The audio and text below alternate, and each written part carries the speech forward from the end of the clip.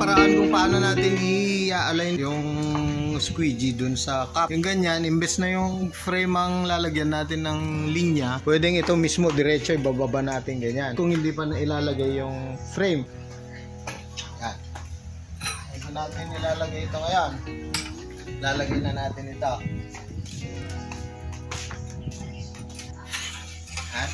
Pag binabang ganyan, dito naman natin higpitan itong mga nut para ito bumaba siyang ganyan, dumikit. Check natin ngayon, lalagyan natin ng cup para makita natin dito sa ilalim. Okay, doon ngayon, titingnan natin yung plaster niya dito. Yung pang print niya po, eto. Oh, pero mapapansin nyo, medyo maano siya rito, madikit. Kaya kailangan itong buong ito mag-move siya ng pakanan dito para mahulog ito. May tornilyo po rito luluwagan para mag-adjust po doon. Hihilain.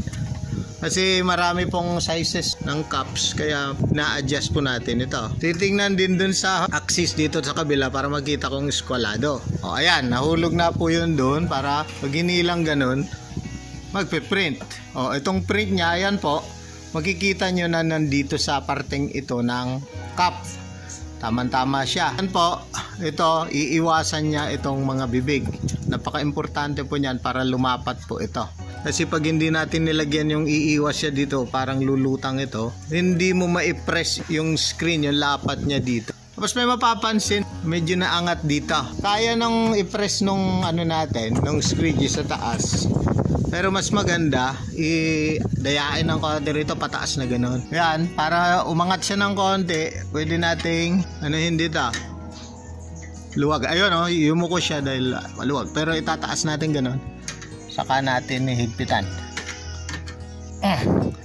Ayun, medyo, lumapat na siya. Maihahanap natin yung tamang angle dito. Kasi adjustable siya. Yan na po, ready to print na po tayo. Binaba yung squeegee, mape-press niya na maayos. Let's go. Yung pupunasan natin ng reducer. Ito naman conditioner. Yan na term natin.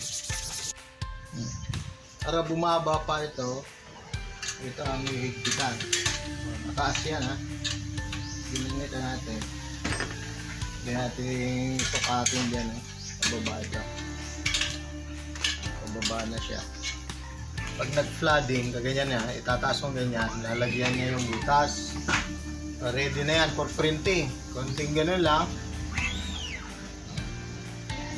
At dapat tuloy-tuloy yung pag-print. Ano? Ayan. Hindi ko na tinakpan muna yung mga ibang butas kasi siya hindi naman masasagi yan. Okay, simpleng ganun lang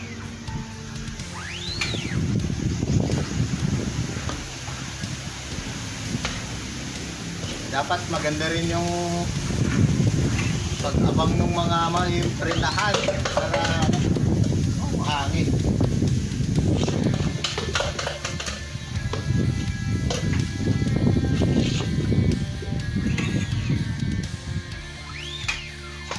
Marami na po yan.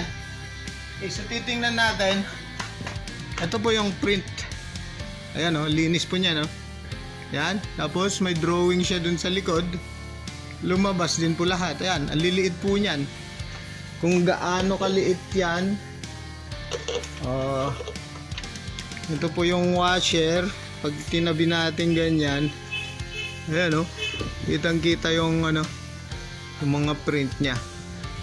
So ganyan. Masasanay din po yung mga magpe-print. May drawing siya dyan, lumabas. Tingnan natin tong mga natapos. Ito may sapat.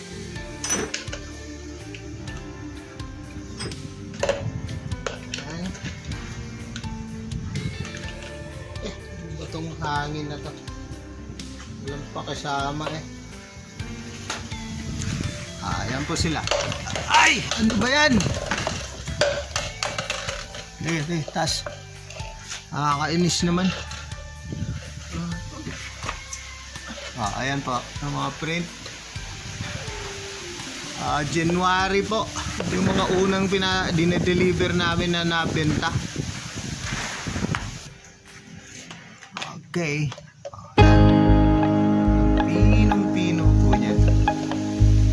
Happy New Year. Lakas-lakas na hangin. Daming